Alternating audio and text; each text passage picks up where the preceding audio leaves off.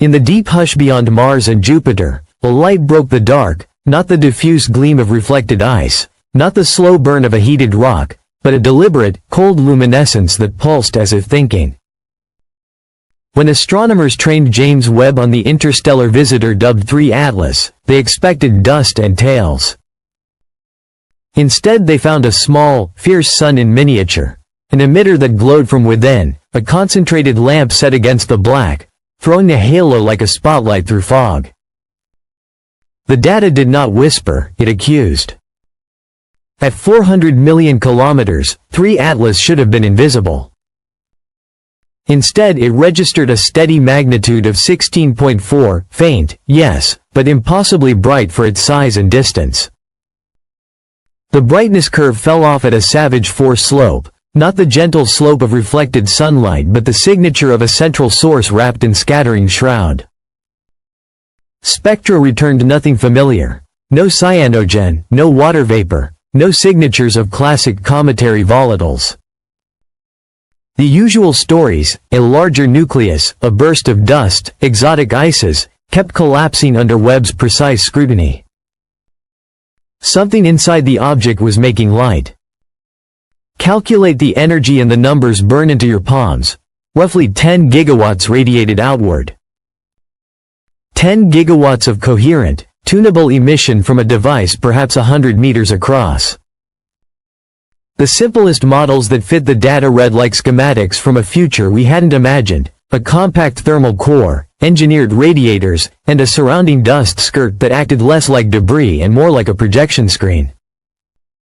Avi Loeb's old whisper about interstellar probes stopped being a contrarian footnote and started looking like a hypothesis that demanded respect. Then the motion. 3 Atlas slipped through the ecliptic like a blade through silk, plotting a course that threaded Earth, Mars, and Jupiter with surgical indifference. Its perihelion brought it close enough to be influenced by planetary gravitational wells, and at the moment of closest approach Earth lay hidden behind the Sun. Observationally convenient? Or perversely strategic? Conspirators of every stripe began to speak in the language of intent.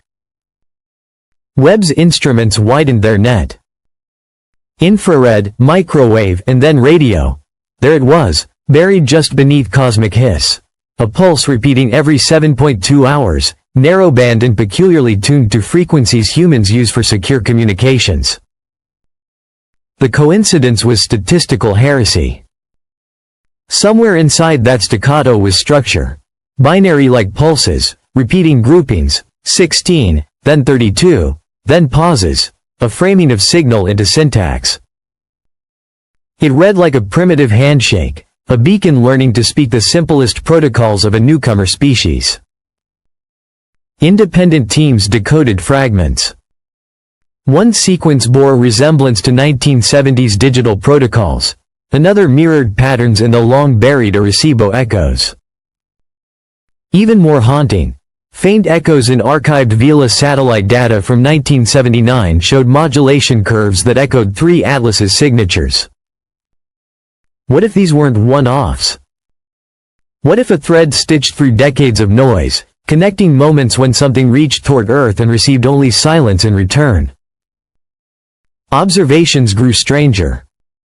Webb recorded a wake of super-cold vacuum trailing the object. A negative energy like depression, darker than the ambient darkness itself. Theoretical physicists who usually speak in hedged certainties began to mutter warp field, space bending, field inversion. Ghost trails arced behind 3 Atlas. Not chaotic plumes but precise, filamentary lattices that crossed at right angles, like a cartographer's grid drawing itself in high-energy particles. Were these navigation marks? Traces of an exotic drive? Or deliberate breadcrumbs? Then a blackout. For 47 minutes Webb's primary visual feed reported nothing, not instrumental noise, not a solar interruption, simply absence. When frames resumed the object had shifted its heading by 0.17 degrees. Small. Intentional. Theories spilled into the open. An observer effect? An adaptive object responding to being watched? The science turned into something that felt, for the first time, watched back.